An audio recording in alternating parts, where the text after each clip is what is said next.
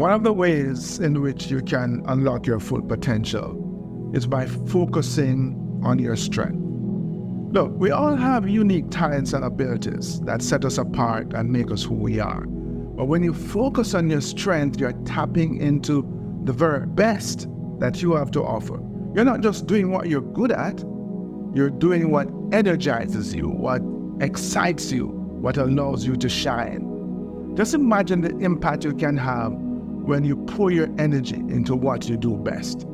So instead of trying to fix your weaknesses, double down on your strengths. This is where your greatest contributions will come from. Look, when you operate from a place of strength, you're more confident, you're more engaged, and you're more fulfilled. So don't waste time comparing yourselves to others or trying to fit into someone else's mold.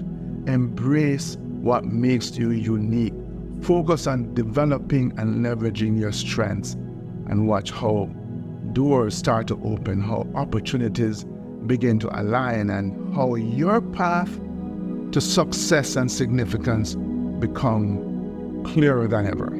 Your strengths are one of your superpowers, so use them and let them guide you to greatness. Keep on pushing.